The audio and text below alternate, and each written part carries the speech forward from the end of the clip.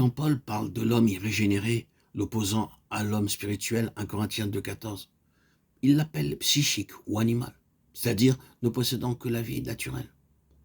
La vie de l'âme comprend toutes nos facultés morales et intellectuelles, même celles qui cherchent Dieu, mais qui le cherchent indépendamment du renouvellement de l'esprit divin. C'est parce que l'âme s'est placée sous le contrôle de la chair qu'il est dit de l'homme qu'il est devenu chair. L'homme n'est que chair, Genèse 6,3.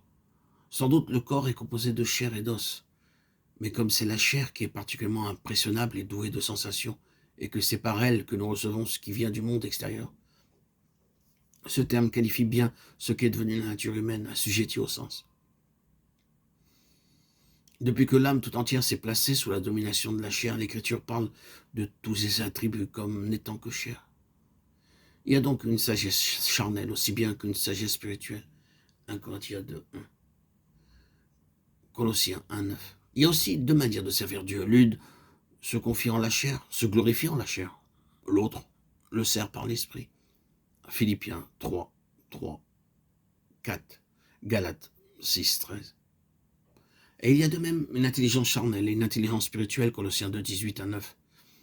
Il y a également une volonté qui vient de la chair et une volonté qui vient de Dieu et qui agit par son esprit. Jean 1, 13, Philippiens 2, 13. Et il y a enfin une adoration qui est la propre satisfaction de la chair parce qu'elle s'appuie sur ce que la chair peut faire, Colossiens 2, 18, 23.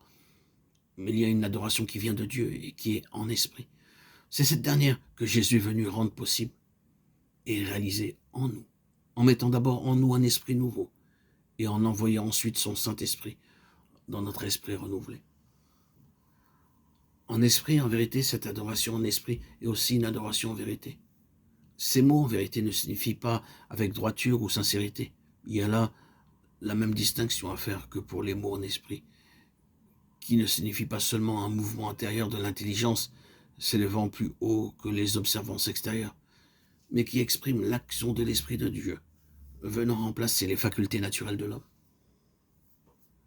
Tous les saints adorateurs de l'Ancien Testament savaient que Dieu demandait de droiture et vérité jusqu'au fond du cœur. Ils le cherchaient, donc, de tout leur cœur et avec droiture. Néanmoins, ils ne sont jamais parvenus à cette adoration en esprit et en vérité que Jésus nous a révélée lorsque le voile de la chair fut déchiré. Le mot « vérité » signifie ici la substance, la réalité et la possession actuelle de tout ce que comprend l'adoration de Dieu, soit quant à ce qu'elle demande, soit quant à ce qu'elle promet. Jean parle de Jésus comme du Fils unique venu du Père, plein de grâce et de vérité. Après quoi, il ajoute « car la loi a été donnée par Moïse ». Mais la grâce et la vérité sont venues par Jésus-Christ. Jean 1, 14, 17.